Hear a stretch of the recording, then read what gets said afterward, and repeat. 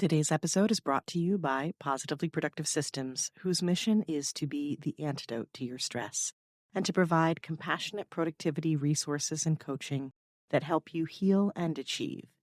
Be sure to check out both free and paid resources at positivelyproductive.com/resources. A word of the year is a bit like having a theme for the year. You can do whatever you want throughout the year, but when life is swirling around, distracting and discouraging you, that word reminds you of your path. As a creative, you may want to think of it as a through line for your story, connecting your theme or your plot as your year unfolds. Just as a character arc occurs in a story, how you relate to your word of the year will change as the year progresses, and that's a good thing. But the simplicity of one word allows for your growth and revised perspective without having to change the word. However you look at it, it's a technique that is grounding and guiding.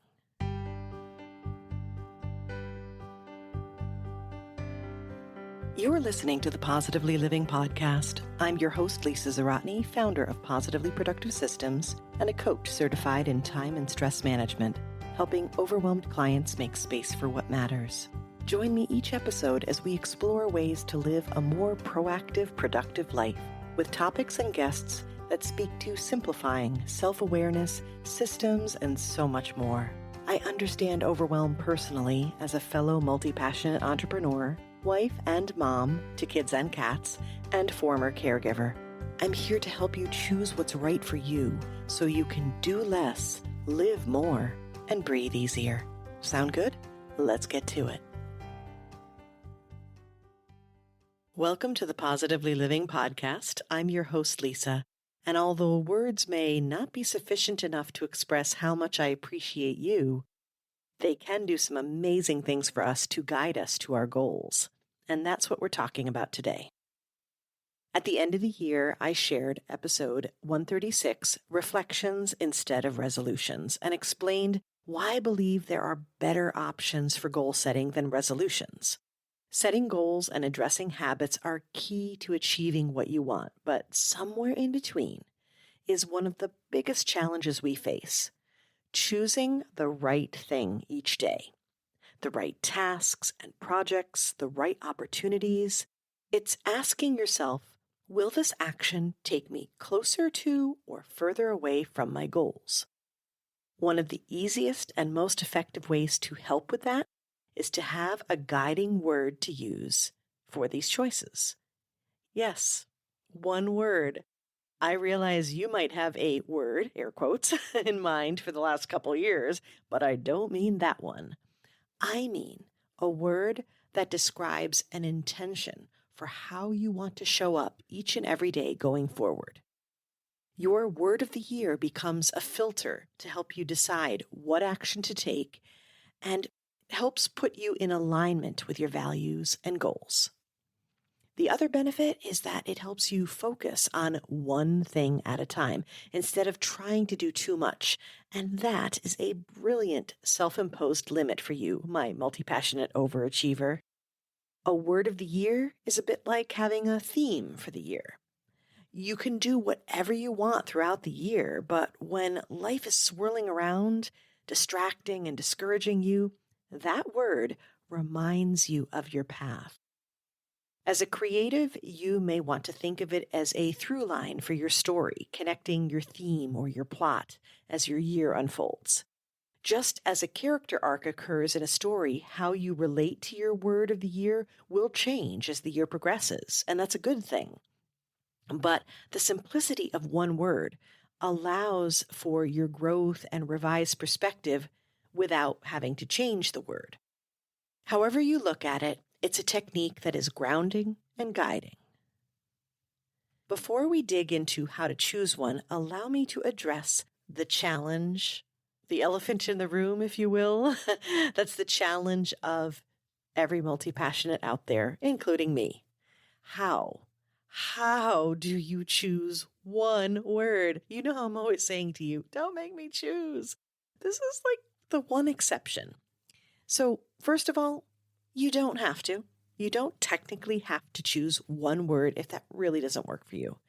Maybe you choose a set of words, a mantra, or a phrase. If that suits you, I promise not to call the word of the year police on you. I would advise that you select words, however, that complement each other in order to have a set that guides you in the same direction. You just don't want them working against each other. What you might find, though, is as you consider your options and put it into practice, one word may become the highlight or the one you start with, and that's wise because it is a simpler approach. As I describe how to choose one, you'll see how you can work it to have many options within only one word. Sometimes it's a matter of trying it out and not being afraid to change it if it doesn't work. I started off 2018 with 3 words, but a little over a week into January, I found one of them worked best, and I just kept going with that one. I will share my words with you that date back to 2015. I have notes on that, plus some additional notes on some bonus ones for prior years. But first, let's go over how you can come up with your own. To choose one, ask yourself, what could I use more of or less of in my life? What characteristics would I like to have? How do I want to help others? How do I want to show up? You can take these questions plus the reflective questions that you have been working through with the Reflections, Not Resolutions, episode 136, and also episode 137 on vision boards. There were some great questions in that episode as well. All of those answers are going to bring up some keywords for you. I want you to find those words that inspire you and then check the definitions. They might surprise you. Also, use the thesaurus for alternatives until you find ones that feel the best. Then you can start to narrow it down from there. You may find other options and connotations and multiple meanings that inspire you. Having those as a reference can help you select the best word and extend how you use it throughout the year, and I'll give you an example of that. Also, I'm a sucker for a good double entendre, or at least a good double meaning, because it gives you options and perspectives, despite, again, it being a single word.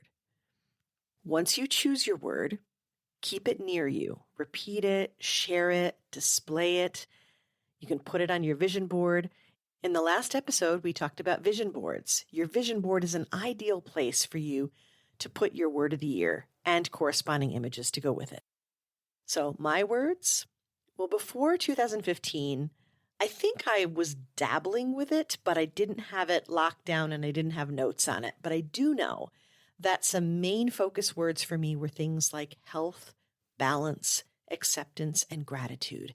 And that makes so much sense because that was during my post-caregiver years, and that was when I was really focused on healing. In 2015, I began selecting a specific word of the year, and since then, these are my official words. 2015, believe. 2016, harmony. 2017, authentic. 2018, purpose. Now, originally, I considered honor, presence, and purpose. But again, a little over a week into January, I decided purpose was sufficient, and I went with that. 2019, beyond. I really loved that one. I thought a lot about butterfly and kind of like how it would stretch me. I would go beyond who I am and that I could accomplish a lot more than I anticipated. In 2020, my word was reach. And it's interesting because in January, I chose that word and I wanted to reach more people and I wanted to continue that idea of going beyond, but reaching and stretching myself. And in June 2020, I started this podcast. And now you and I are chatting. I am well over 18,000 downloads and over 130 episodes and loving every minute of it. And that word of the year, reach, that really propelled me to try this. And I'm so grateful I did. In 2021, my word was revive. And I think that was me saying, let's not always reinvent the wheel, right? Let's bring back what worked and I may have left behind because I felt like I needed to go forward and constantly do new things. And my word for 2022 was fit. Now, I had a set of words to choose from in each case, which is how I always start out because I have lots of options and I want to narrow it down. And this one for 2022 jumped out because I was really feeling how selective I wanted to be and needed to be with everything in my life. But I also found that the word offered so much more. And I wrote down some notes that I'm going to share with you on why I chose this one specifically. I wrote, I don't mean having a fit, though that does indicate laughter, and that's on brand for me. I mean fit, like you think of clothes or being strong. Fit means I'll be selective with what I choose for my family and business to ensure what I do truly aligns. It means focusing on my health and focusing on strength in all aspects of my life, but not just to be strong in the right ways. And the way I saw that play out was in being very selective with who joined me on the podcast, who I joined in terms of interviews, who I was working with, adjusting my clients, and just taking a moment, like an extra moment, each time I was going to make a choice to say yes to doing something that might be collaborative. Now, drum roll please, my word for 2023, ease.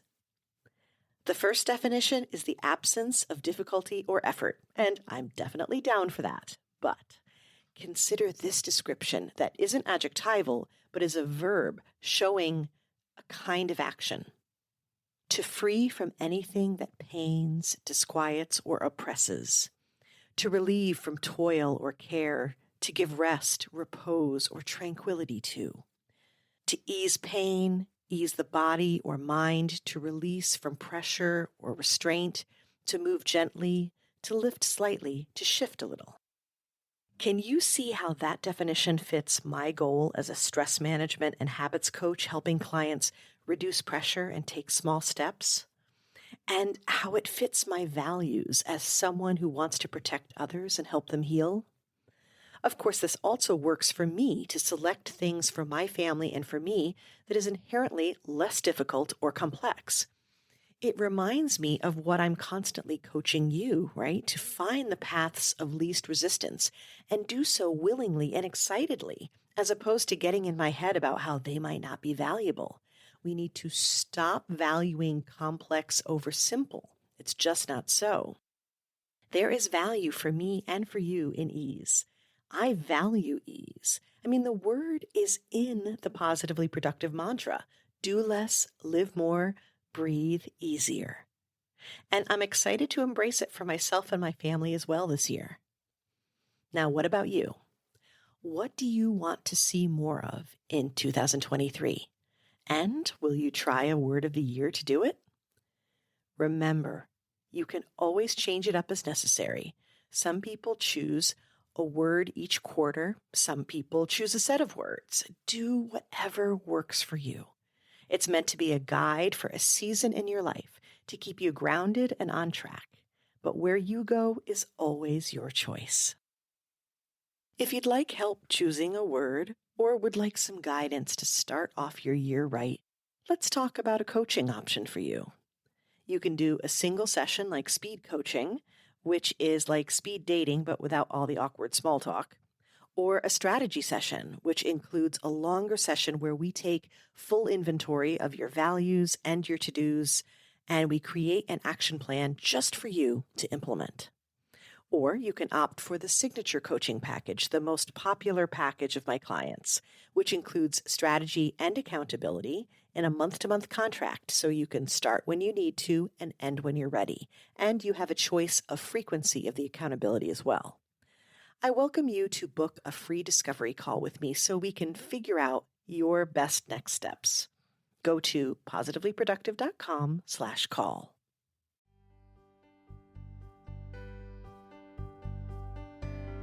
Thank you for joining me today. Your time is precious and limited, and I'm honored you chose to spend it with me. If you have feedback, questions, or want to schedule a chat, head to positivelyproductive.com/connect.